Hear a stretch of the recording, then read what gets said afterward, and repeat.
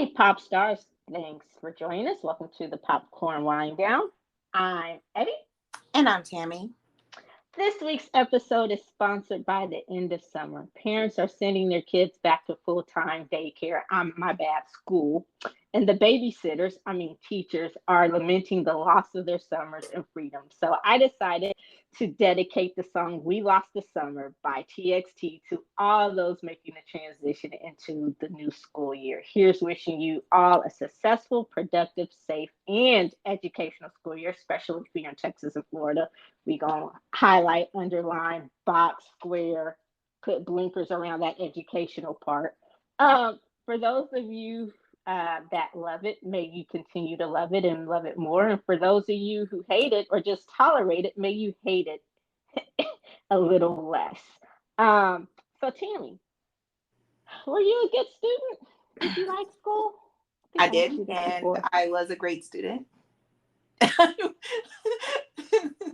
It's always because everybody's just like, I hated school when I was in school. I loved school.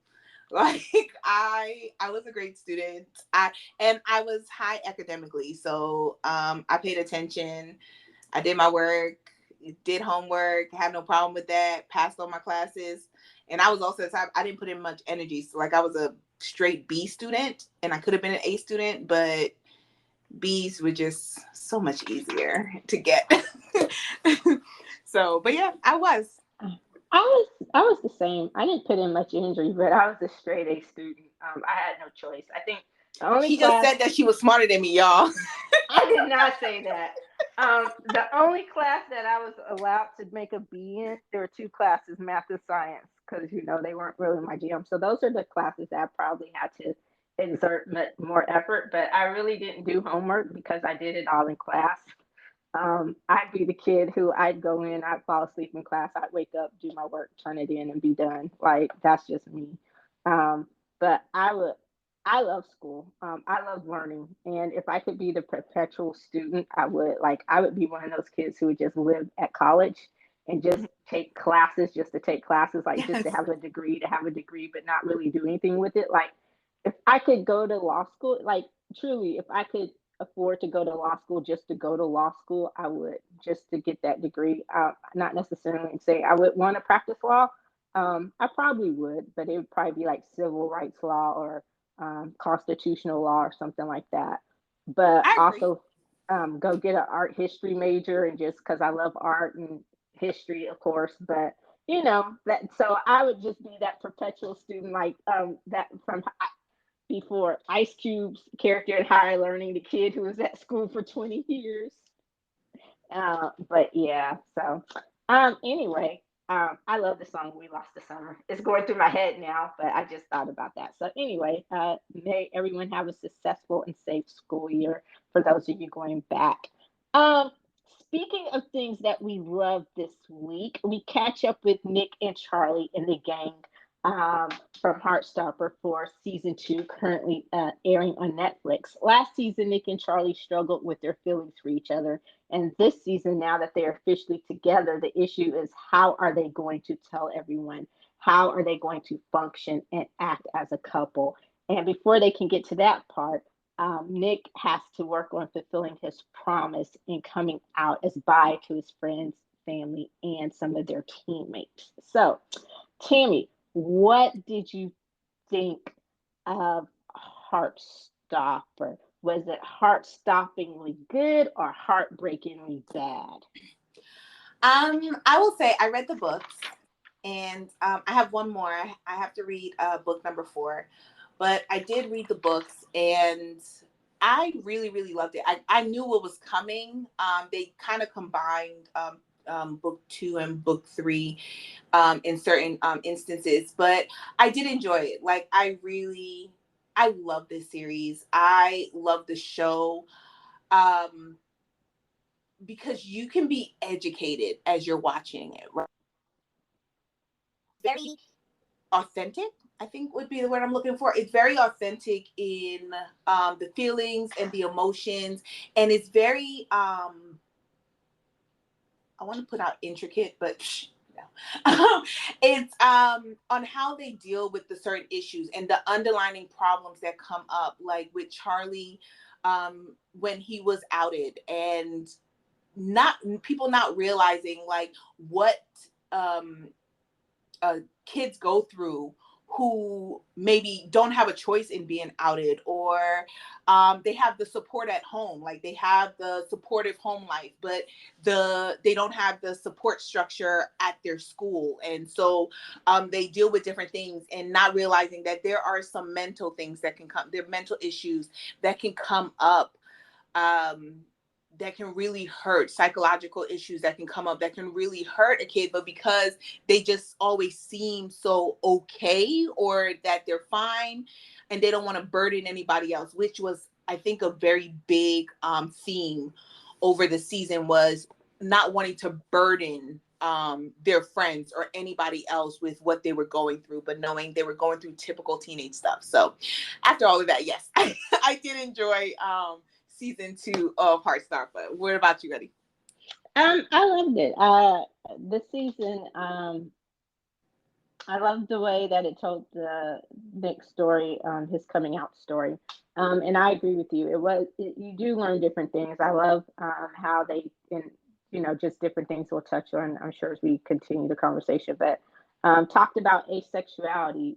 How there are different, um, how people and their different love languages. I love that we got a glimpse into some of the other relationships, into some of the other characters' lives and their struggles and their issues. Like you said, I love that we also got a glimpse into um, some of the fallout from the way Charlie was outed and him still dealing with PTSD from that. Um, I think many times that, like you said, we think that people have the supportive home life, but they don't have the supportive friends. And then we also saw, um, God, I forgot the girl's name, the white girl, um, Darcy. Darcy. Yeah, she has the supportive friends, but she doesn't have the supportive home life, which from the way that we've seen her for the last 1.5 seasons is completely different than what we would have thought. You would have thought that it would have been her girlfriend, coming from a family of color, being black, that her family would have been the family that was not supportive, especially the way she struggled with coming out last year, um, versus it being Darcy. And so I love that juxtaposition, and I love just how well they told the story. And I think we talked about it when we talked about the Lincoln Lawyer. It's rare that you find a show that season 2 is on par with season 1. Like there wasn't a sophomore slump. It wasn't like, oh, um, this was unexpected, so let's just see how we're going to put it together. And I don't know if that's because they're being adapted from popular series, so they have other source material to come from.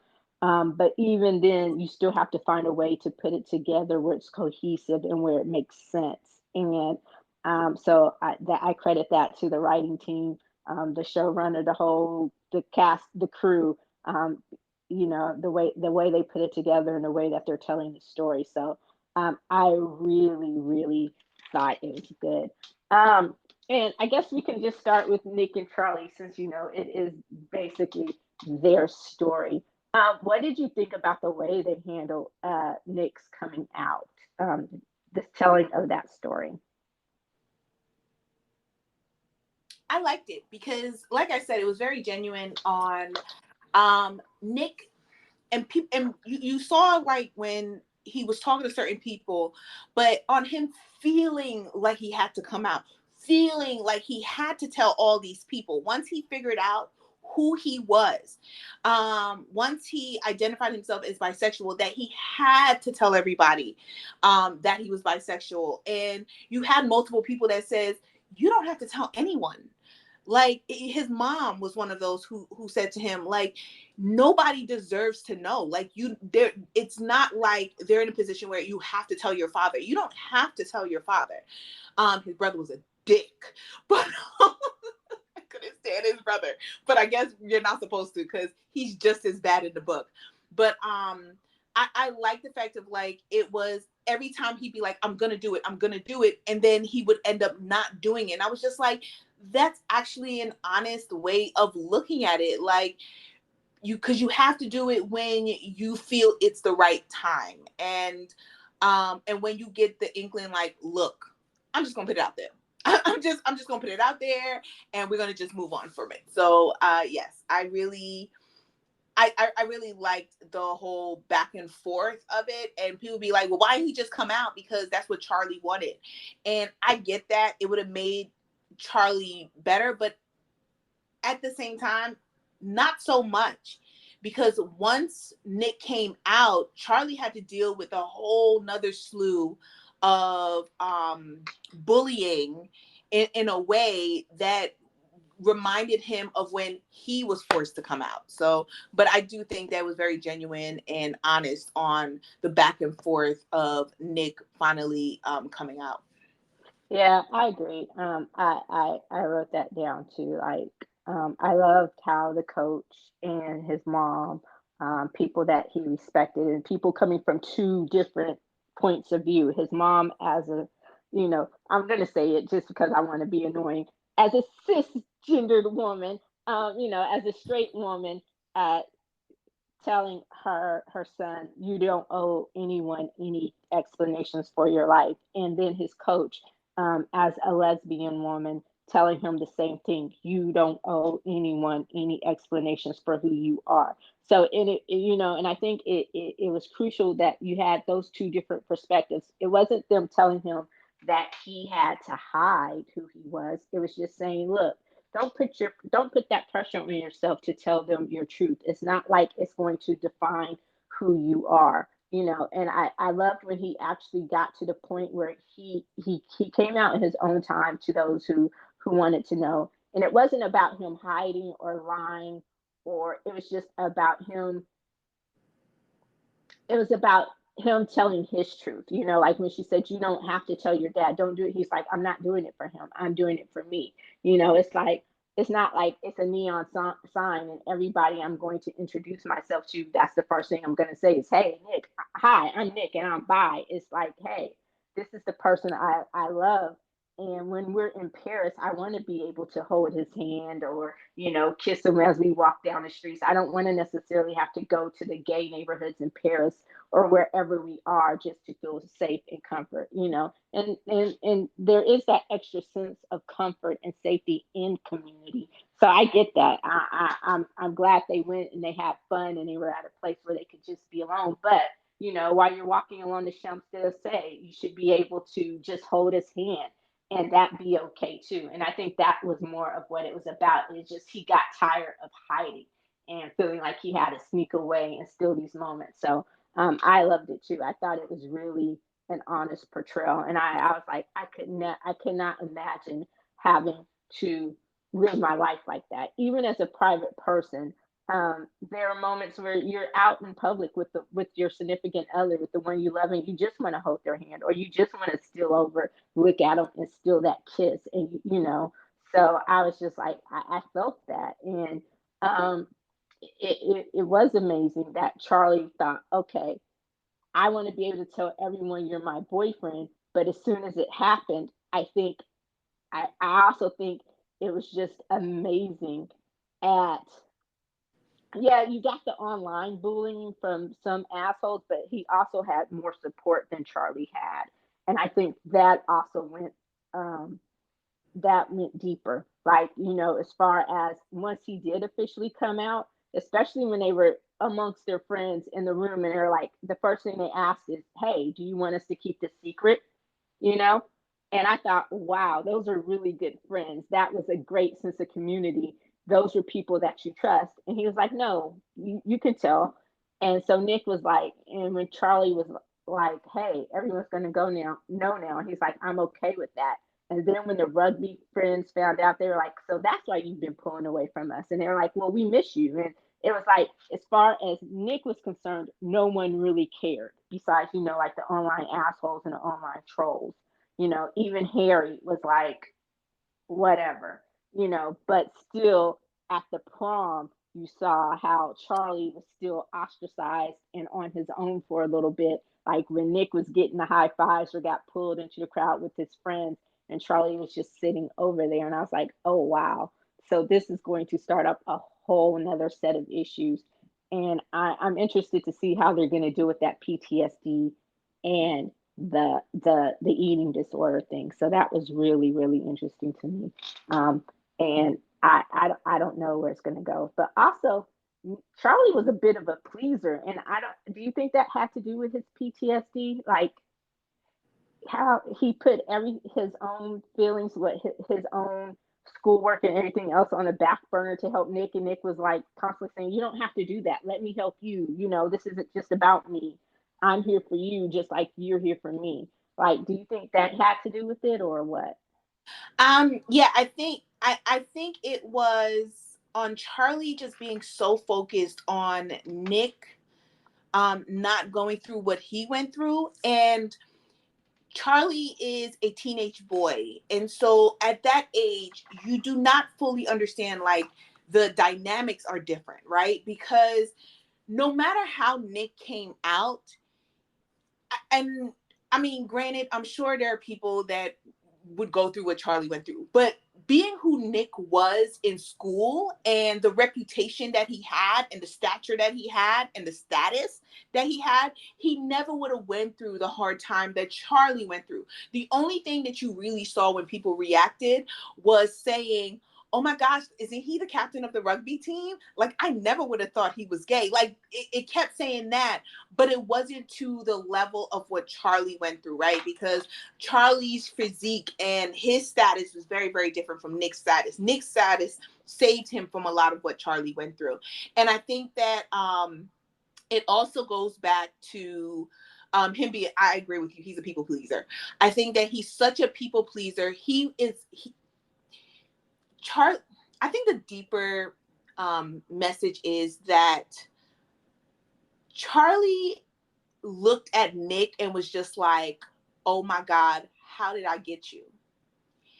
And so you saw throughout the second season, Charlie's whole world revolved around Nick's feelings, Nick's emotions.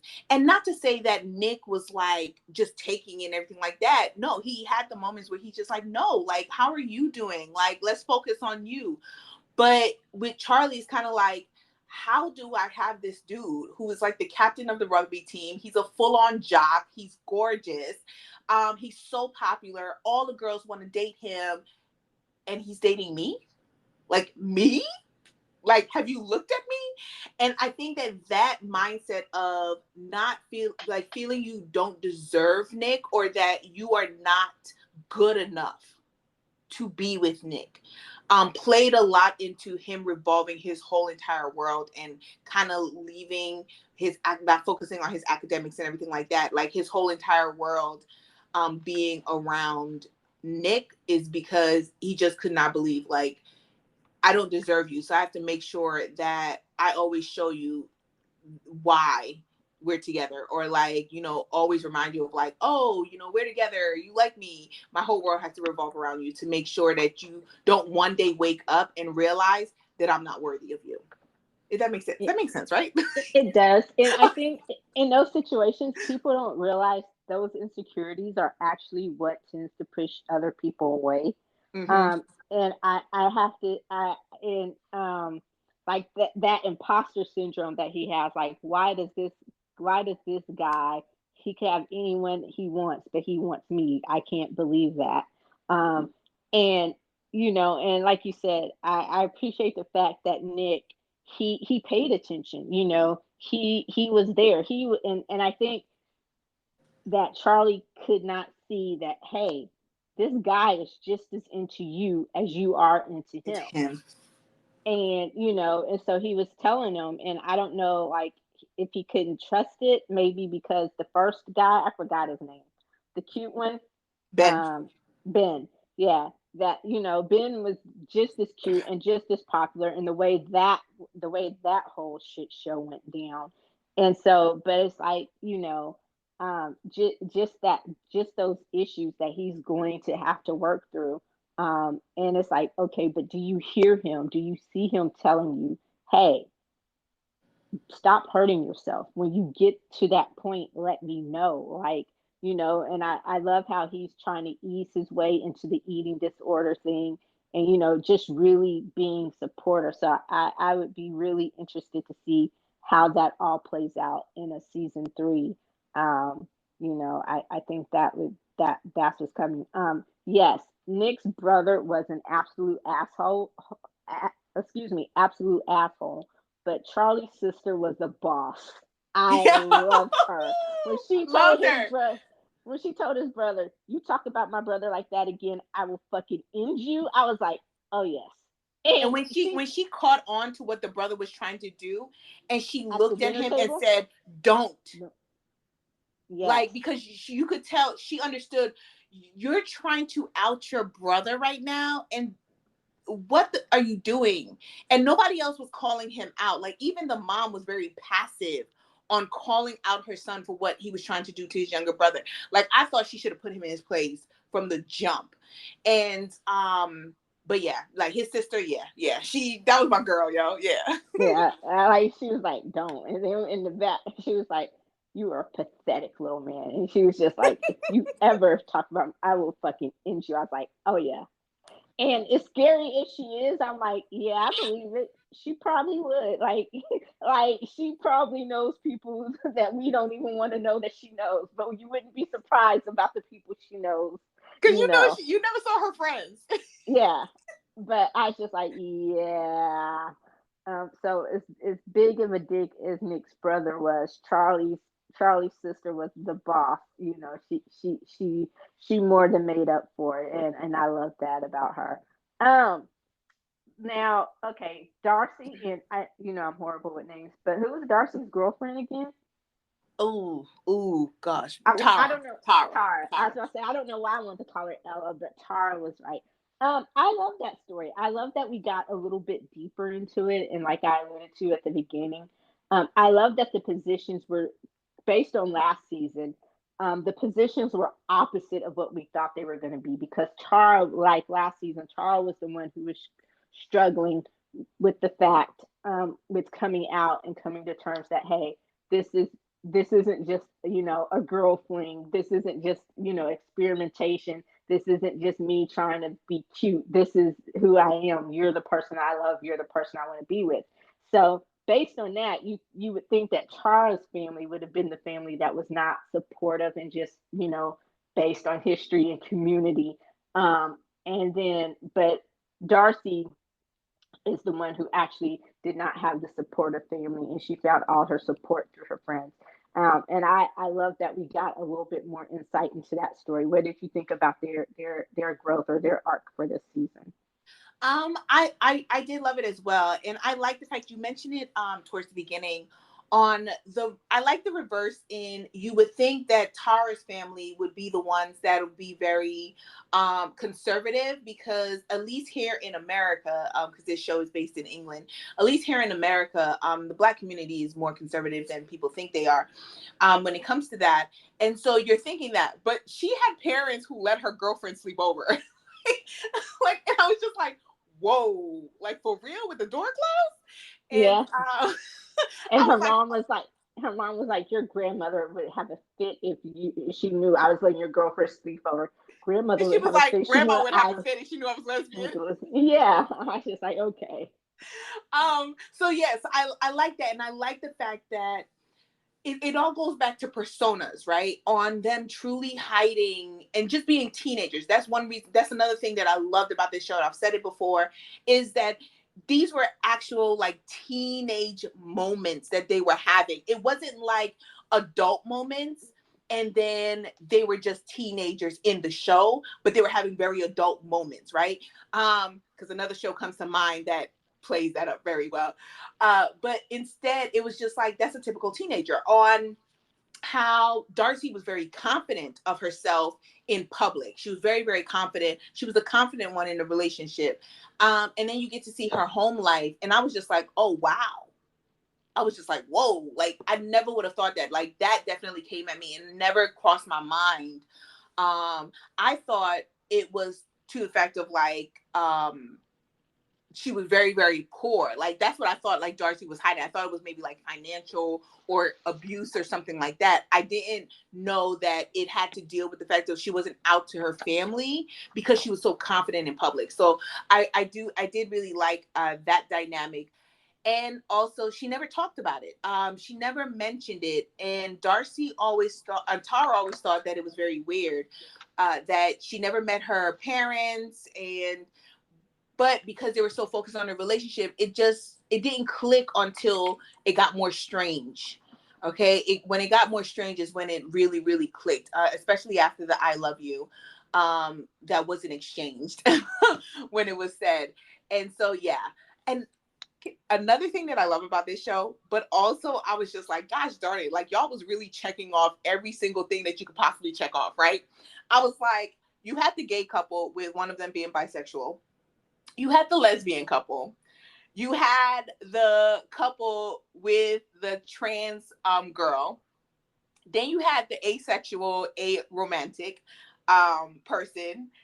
And then you had the bisexual girl, but then you also had the ally who was just trying to figure out how she ended up in this group of friends and how amazing they were, but also kind of wanting people who were straight around her as well, kind of thing. And I was just like, oh, y'all was just checking all these boxes, like every box possible. Y'all was just checking them all. Yeah, like I thought that too. Like they did. The thing I thought Darcy was hiding was I thought that her mom was I thought either she was really poor, like you said, or that her mom was an alcoholic or a junkie or something like that. Just Yeah. I thought it was something with the home life, but I didn't know it was that. Like her mom was mentally and emotionally abusive. Like even to me, because it seems like to me, even if Darcy had been straight, her mom still would have been a pill. Like she still would have been way too much. Um, that just seemed to be who she was, you know. The fact that the fact that you're gay and you have to pretend, and she doesn't understand these things, it was like okay. So it's not necessarily the reason why, and so then you find out, hey, the reason why she couldn't afford the suit is not because she was poor or her mom was a junkie. It was she couldn't afford the suit because she couldn't go and ask her mom to buy it, you know. Mm-hmm. If it had been addressed, then I don't think it would have been a problem. But then the problem would have been her mom probably would have wanted to put her in something pink and frilly and something just, you know. So it was just, it is a lot to unpack with that dynamic and that relationship. But yeah, and I agree with you. It was, you had your very teen moments, you know, with them kissing and making out, and Nick being like, oh, I'm not ready for that yet. And Charlie's like, I'm not either. But when you are, I am. And I only want to be with you. And I'm like, oh gosh. He's such a teenager. Like Yeah, it was I so just teenage responses. And I love that. I love that. I was just like, oh, that's so cute. And I was just like, okay, you know, so it was just like, all right. And I also think that it was good in showing because a lot of people think that being bi or gay or whatever is just about sex. And it goes back to a conversation where we had to talk, where we were talking. They equate gender issues to sex, especially when it Mm-hmm. comes to identity. And it's not about that. As a hetero person, you don't want to sit and have sex with someone 24/7. If you do, then you know that that's probably, you have some other issues you need to work out. But your attraction isn't just always based on sex. Yes, there is a physical component to the attraction, but it's not just sex, sex, sex, sex. And so I love that this show, hopefully if people are paying attention, is showing that it's not just about sex. It's about I'm attracted to this person for who they are. So I think that was really cute. You brought it up. Tao and Elle. Did you like their story, their arc this season? Okay, so we did season 1. We did an episode of season 1 last year, I believe it was. And I was not a fan of Tao then. And I'm gonna be honest and say I'm not a fan of Tao now, but I get him better this season. Because he was more accepting of the reason why he he acts the way that he acts. And when he talked about like his dad dying when he was 12, and how people think sometimes, you know, after a couple years has passed that you're just fine, but you're not fine. And that goes into how you react to certain things. When he was talking about how that's why he always has a fear of his friends leaving him behind or not including him in things because of him losing his dad so young, which was actually really, really young because they're only like 16, 17 at this point. Um, Now with the relationship, I did like the starting dynamic of it. I love how them figuring out like, oh my god, like I like him, he likes me. No, he doesn't like me, kind of thing. But at the same time, I was just like, okay. I don't know. Like it just didn't hit me as much as all the other relationships. And I think it was just I wasn't as invested in the characters.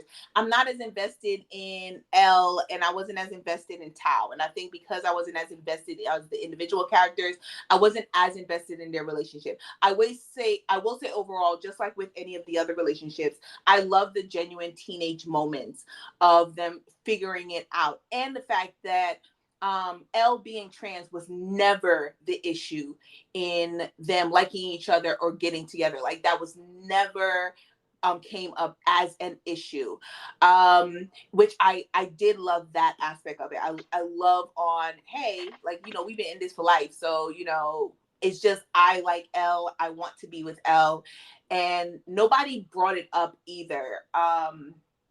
Because I would have thought that that would be more of an issue at prom than the whole Nick and Charlie thing. But then I have to remember that Nick is the popular one out of all the friends, so that's the reason why they probably got more attention. But I will say I love the teenage moments of Elle and Tao, but I'm not necessarily invested in the characters, which means I wasn't fully invested in their relationship. Well, I Tao was more tolerable to me this year. He last year He was. he was a whiny little bitch, and like you said, he was. I'm sorry, I could have drop kicked his ass, and he grew up a lot. And I like the fact that he started dealing with his own shit. He realized that why he was so clingy, and his version of protecting last versus his version of being protective this year, why he did a lot of what he did. Um, it really wasn't helpful, really wasn't protecting. It was just him being an overbearing asshole. Um, I I think I think as far as her being trans, I think they kind of dealt with that last year when they were flirting around each other and stuff like that. So now, I think it's been. I'm gonna go out on a limb and say, in TV time in their world, it's probably been a couple of years since she transitioned. So now she fully is Elle. And he knew her before when she was whoever whoever she was. What I don't know. Did they ever mention her dead name? No, I don't believe No. so. Okay, It's always so been Elle. it's always been Elle. So he knew her before she was Elle. And when she was and he was part of the four. He was just another one of the boys they knew and the transition. So I think at this point, and it's not like she had just transitioned. So everyone, especially her friends and their friend circle, their immediate friend circle, pretty much knew that um, she they pretty much accepted her at this point as a girl, and I kind of figured that, like, I thought maybe his mom would have hesitation about it, but she didn't. She was like, oh my god, his mom was like, I gotta go call everybody. I gotta tell Auntie this and Auntie that. And grandma this and grandma that. He's like, we're just hanging out, we haven't even made it official yet. She's like, I don't care. So but I was a little bit more invested in them this season. I love, that Elle is finding her people, finding the place where she truly fits in. And it kind of makes me wonder, like, on one hand, did she, I get that she's an artist and this is a great art school, and it's an art school exclusively for, the LGBTQIA plus community. So it's exclusively for them. And so she definitely will have her tribe and her community, and she's made friends there already.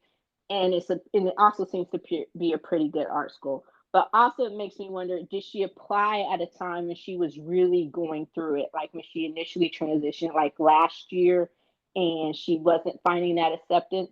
So on one hand, I'm like, and she said she hadn't decided, and I'm like, okay, and I get that, but I'm like, I wonder if she's going to go. Part of me wants her to go. Like, if she doesn't go, I don't want it to be because of Tao. And I thought that's where you really saw his growth, is when he told her, you got in, you should go. Like, wherever you go, we're going to still be together. It doesn't matter to me. Like, we're going to find a way to make this work. We will be together. And that is so much different than the Tao at even the Tao at the beginning of the season and the Tao Mhm. from last season, you know.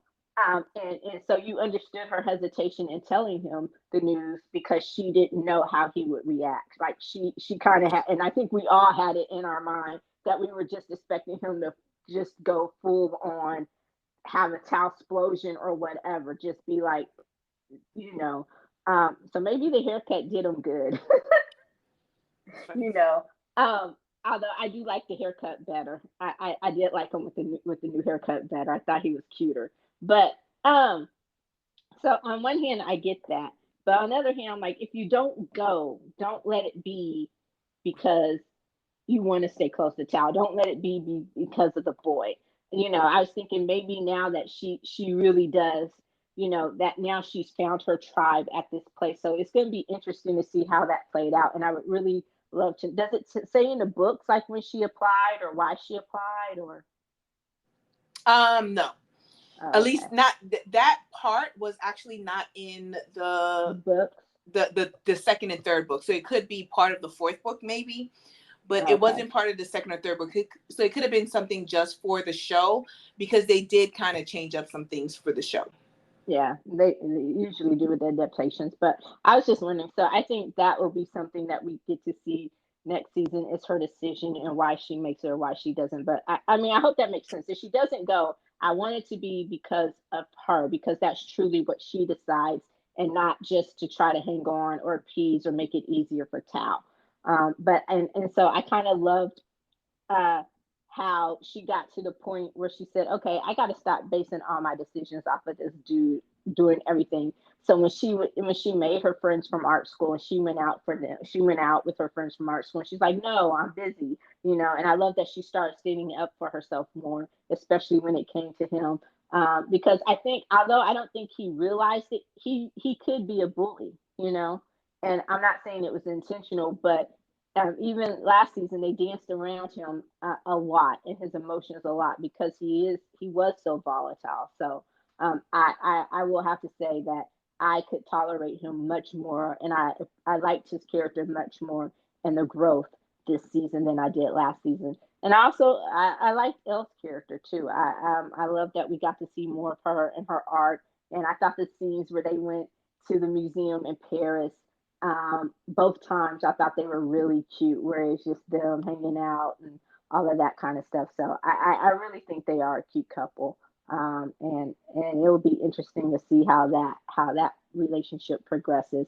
Um, if it doesn't last, I'm gonna go out on a limb and say Kyle's gonna do something to fuck it up, or else gonna meet somebody else. So Yeah, could be. I'm going to go out on a limb and say if it doesn't last, it's Tal's fault already. I Hashtag blame Tal. I don't see, when I think about that, I think that if it doesn't work out, it will be because they will realize it. They will slowly realize um, that they love each other more as friends than as boyfriend girlfriend. Got to. On It's going to be slowly like that. The love is going to shift. Like I see more. The love will shift, and and they will have the conversation to stay best friends and have that relationship more than being together. But Yeah. Like I said, if it doesn't last, I see Tal doing something really stupid, or Elle actually does go to art school and she meets someone else. Um, I guess the last one we have to hit on is Max. What did you think about his story, the aromantic asexual? Were you surprised by it though? I guess. No, Neither I was I. wasn't. I wasn't surprised because okay, so I was so I when I was in college, I worked for the gender and sexuality department. And when I worked there, I had to take a safe space training. And so I kind of have some very limited, it's very limited, but I have some very limited knowledge of like all these other, I don't necessarily want to call them sexualities, but sexualities is the word that comes to mind right now. And so when I saw how like everybody else would match up and he was just chilling on the side, With his like, book. huh? With his Yeah, book. always reading a book, and he never ever, if you notice, never had an interest in anybody. But at the same time that he never had an interest in anybody, whenever he talked about like when they would talk about like how good looking Nick was or something like that, he was always very matter of fact about it. And so when it came up with him liking the guy, and I was just like, huh. I was like, oh, okay. But when he kissed him, here's how I knew. So I was suspecting. I was just like, yeah, he seems like he ain't like all the rest. But when he kissed the guy that he liked, and he just kissed him, and I was just like, I was like, oh, he's not attracted to him. I was like, there's no attraction there whatsoever. I felt so bad for that kid. I felt so bad for that kid. That he had no attraction to him, but so I automatically said, oh, he's asexual. I said, oh, there goes another box checked off. Like that was my thought process. I was just like, oh, there goes the next box. I said now all they need is a pansexual, which I don't know because Imogen looked like she about to roll with the crew. Yeah, I think Imogen's gonna cover that one.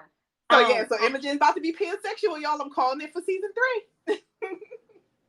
I love uh yeah, I love the story. I was like, okay, he's asexual, aromantic. That makes sense. I did feel like, but it got to the point with you. I was like, okay, it did get to the point where it felt like they were just trying to check off boxes, Mm-hmm. to have him fit in. I was like, all right, so I get it and I appreciated it, but that was the one thing that felt a little after school specially to me, you know. But Especially I the I'm sorry, especially the when they went to the art, what let me know that it was very what did you say it was? after school special. Yeah, very after school specially was when he went to the art show and he just magically saw an art and the artist just happened to be asexual and aromantic, and I was just like, okay. I was just like, okay, Heartstopper, I get it. I get it. Hopefully they expand on that in season 3. On explaining that because I got questions as well because there's very few people who identify themselves as asexual or Yeah. aromantic. And like I said, I know a few, and they, it doesn't mean that they're not attracted to people. It just means that they don't have to have a relationship. It doesn't mean their attractions are different than what ours would be. It's not necessarily physical. They're attracted by different things. So, if since they've introduced it, I'm with you. I hope since you after school specialed us, you need to expand on it, because I think as far as that goes, um, people are probably more familiar, like you said, with who we think Imogene is going to identify or how we think she's about to start identifying. I think that um, people have less knowledge of what it means to be asexual and aromantic. But yeah, I wasn't surprised, and I'm with you. I felt so bad for James. He was so cute. I was like, oh, because when they were And like, he never oh, explained it to him. yeah, he was like, it's James who's in the it's James who gave you the hickey. He's like, why? Because we're both gay. And he was like, no. And then he was like, but I hope was it Max doesn't think it was me. And he goes, it wasn't Max, was it? And Charlie goes, no, trust me, Max knows it wasn't you, and it definitely wasn't Max. And I was just like, oh, they were so cute. But yeah, and I'm glad they can still be friends. But I'm with you. I think he owed him an explanation And just he didn't because. understand it himself. I get that, but Yeah, at least in season 3, because you liked him, which goes into him not understanding what asexual and aromantic is. Um, they just don't base their relationships off of sexual attraction, or their relationships aren't based off of that. yeah. It's more personality than anything, from the limited knowledge that I have. It's more But personality. Their love language is very different. It doesn't have yeah, to be a lot of PDA, a lot of touching. yeah, like Touching. they It's not a and when lot of they do it, physical. when they do have PDA and everything like that, it's only because they happen to have a partner who is romantic. So they kind of just do it to satisfy their partner, not because they feel a need to. Um, but I think in season 3, once he kind of learns more about himself, when he reads the book and everything like that, that because you and James had, a connection. And so I feel you have to at least, like, have that conversation, because now there's like, he just feels like you don't like me. And so this was a waste. And what did I do wrong, kind of thing. I'm sure he's going through those emotions, though we didn't get to see his end reaction to it really. So just having that conversation would probably, I think, do good than just kind of leaving it on the chopping board. Yeah. Okay. So Imogene, her and Harry. No, it wasn't Harry. Ben. Her Ben. and Ben didn't work out. I'm not surprised. I did love the arc with Ben this season, kind of realizing who he is, but he's also that kid who knows that he could never ever come out, even if it is just as bi. So he's going to be that dude who lives his whole life in the closet, like 20 years. I'm calling it. Ben is going to be the married man with the kids, and his side piece is going to be a dude, you know. Um, unless he nuts up and actually gets to the point where he moves away, the only way he would come out is if he moved to the states, became a finance bro, and have very limited connection to his people in England. See, and I'm thinking Ben is gonna be that type of person that always has a roommate. That Oh, so he's gonna find that person. Because wait, was he bi like Nick, or is he gay and just doesn't want to come out? I think he was bi. He said he Okay, was bi. okay, so yeah, so So okay, so unless if he's he, bi, he can definitely, like, fall for a woman and have a very satisfying life and go for it. Not necessarily, because if you're bi, you're attracted to both. It's whoever wins your heart. But if he was gay, because that's what I was confused about. I was like, I don't remember if he was bi or if he was gay, but I saw him as being like the type who would have a roommate, and you would just have this roommate. Y'all would just be living together forever. But then when your parents came over to visit you, all of a sudden, like, you don't have a roommate. you're just renting you're just renting this house, like, kind of thing. So I felt like, you know he was type, like, he would ultimately have to, because he's gonna have to learn about himself, because Charlie really read him in. But I see him more having a roommate and hiding the fact that he has a boyfriend from his parents for his entire life, and then yeah. Um, Hello. Oh, you yeah, faded out for a second. I agree with you. Like I said, I could see it going either way. All of the above could apply to him. yeah, The roommate, the maybe he's just telling himself he's bi right now because it's easier. yeah, than being Um, gay. I and I'm kind of glad that it wasn't necessarily then that Charlie. It was a case of I want you now that I can't have you. It's like you get the feeling not to take up or discredit him because he was an asshole. But again, going back to what you've said quite often, he was a teenage kid trying to deal with some very complicated, complex emotions. And I'm sure he's, kind of like Nick. He and Nick are like opposite sides of the same coin. I think their attraction to Charlie caught them both off guard. Nick just handled it the right way. There were some stumbles along the way, and Ben just totally fucked it up from the beginning, and couldn't get out of his own way. And so I think you and And I get that. But like you said, I agree with Charlie completely. Now you're coming back. Okay, you did wrong. You're apologizing. If you're really sorry, that's great. But I don't have to forgive you. And I'm not going to forgive you to make yourself feel better. Because I don't want you to think that it's okay to treat the next person like this. Because trust me, there will be a next person. Like I said, there's no doubt to me that he, at his next school, he will find another guy, and try to convince him to stay in the closet and be his side piece or whatever. I have no doubt about that, but let's hope he handles it better. So I'm not mad at Charlie at all for reading him the riot act and not saying, "Oh, it's okay, it's all in the past," because that was part. That's also part of Charlie's trauma. You know, the part of him thinking that he's not good enough, that the popular jock or the popular guy in school will just turn tail and run, and bully him, because Ben was also part of that crew that bullied him with Harry. He just wasn't as bad as Harry. But but I think what Ben ended up doing was a little bit was much worse, because there were feelings involved, because there was, you know, y'all have that personal connection. So we'll see. But Imogene, I agree with you. I think she's figuring herself out, because there's an attraction between her and her former BFF. Um, the girl who I can't, the guitar girl, I don't remember her name. I don't remember her name either.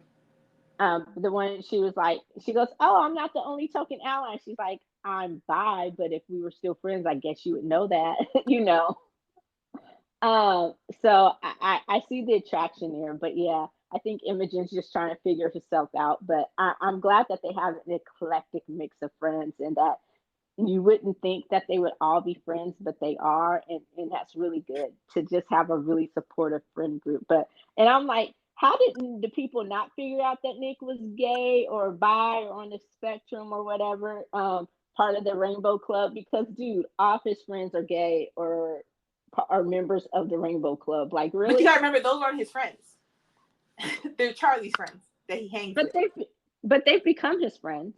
Well, they've become his friends because they're Charlie's friends. So it's kind of like when you date somebody and you become a part of their friend group, but they're not. But if you were to split up, right? If Charlie and Nick were to split up, all that whole group is going with Charlie. Ain't none of them going with Nick. So they would. Imogene's gonna go with Nick. Well, but yeah, but Imogen's not really part of the crew. She's still trying to figure herself out. Well, she's still trying to, because you saw Imogen still was, she still had her own separate group of friends and everything like that. She would just hang out with them as well. She was like she was kind of like a transplant, like Nick. I'm coming to hang out with you, but my connection is Nick.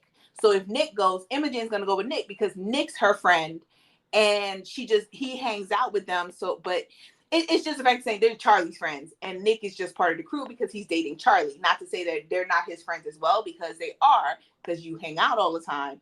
But if y'all were to split, ain't none of them but Imogen going with Nick. So, Okay. and Nick had his own friends. It was just on, because I think that's another thing I'd like to see in season 3 is, because Nick has his own friends. He has really, really close friends. And the only reason why he distanced himself from his friends group, besides Harry, the only reason why he distanced himself from his friends group, even the ones who cut Harry out of their lives, is because he didn't know how to come out to them. But now that he's out to everybody, I see it would be the most healthy thing would be on him going back and having his own friend group, and not constantly being hanging around Charlie's group of friends, because then it makes it seem like he don't have his own friends. So, just that. Yeah, I mean, and like I said, I think they all, initially, their main three, Tal, Elle, and Max, they're Charlie's ride or dies. Darcy and Elle are gonna go. Well, Darcy and Tara are Elle's friends, and so I think, like I said, I get what you're saying. The foundation of it was Charlie, but I think they've all genuinely become friends, and I think it would be cool to see Nick, like, yeah, Nick, hang out with his own friends sometimes, but I also think it would be cool to see his friends incorporate or be included in that group, just to just to see how it goes. But I don't necessarily know that. I would want them always to have separate hangs. But it would be interesting to see how that happens, how they incorporate the friend groups. You still have your friends. I have my friends, and then we have our friends, and or all of our friends come together. So, like you said, I think that's the healthiest thing. But now that he knows his boys don't really care, yeah, it would be cool to see him hang out with them a little bit more and be more comfortable. But also now it kind of alludes to the fact that now that they're out, is Charlie going to want to be the one to kind of pull him back into the closet? And I don't mean necessarily in the closet, but how they were like, hey, we always find ourselves sneaking away at parties or just going somewhere to be alone and talking or hanging out. And you kind of saw a little bit of it at prom, although I get prom was lame and they were all like, let's get out of here. So I got that. But now, because Charlie's going through his issues or his insecurities, is he going to be the one to try to isolate Nick? So that's something else I would be interested to see how all of that with Charlie, his mental health and his PTSD, and how all that's going to play out. It's going to be dramatic, as it should probably be, especially with them dealing with such hardy issues such as cutting and an eating disorder, and how it plays into the mental health and the bullying and all that other stuff, and him, not really dealing with his own issues. So, what is something you would like to see for season 3 if it's renewed, which it should be, but it's Netflix and. It's already been renewed. Okay. So, and I've kind of said it throughout the conversation on certain things that I'd want to see. The one thing I will disagree on is I would like to see Imogen not be pansexual. I would like her to stick as an ally, because it's starting to feel like an after school special on you trying to check every single box, and it's just magically that they're all in the same friend group and they're all really close to each other, and they just all are part of this community, and nobody's like in a different community than them. So like certain things would be like, how do they navigate that? And how does maybe Imogen navigate that on being the only straight person? Well, no, she's not the only straight person, but being someone who's not part of necessarily the LGBTQ plus community. And like other things is dealing with PTSD for Charlie, his eating disorder, him cutting because that cannot be brushed off. Because at any point, that's going to come back. It's because every time that he feels that he's getting out of control, that is what he does. And so it's just more of them showing how teenagers handle this, because they do make mistakes. They don't know everything. They're trying to figure out who they are and what their life is going to be like, just like everybody else. And so I love that they don't make them grow up faster than they need to. It's really, really great for other teenagers who are fans of these shows to see how everyday teenagers handle these kinds of issues and how they overcome them and how they evolve. Even when it comes to Ben, on the evolution of Ben, although he's moving away, but the evolution of Ben and Harry and how they deal with that. They were the bullies at one point, and now they have to figure out how to change their ways because Nick is with Charlie, and that's a whole different dynamic on you really think you're going to be able to bully his boyfriend kind of thing. So I just want them to continue in season 3 on the same dynamic of what it means to be a teenager and kind of be in this community and how you figure yourself out at the same time. Yeah, I agree with you. I don't necessarily. I don't know. Maybe I should clarify. I don't necessarily agree. I'm with you. I don't. I could see it going either way. That Imogen would be pan or that she would be straight. But as I was watching it, I was like, okay, is there one straight person in the group? Because even the teachers turned Well, out, Tao, Tao, yeah, yeah, I get it, but it's still they're but part of the not part of the community because, community at all. No. yeah, because because she was trans, so I get that.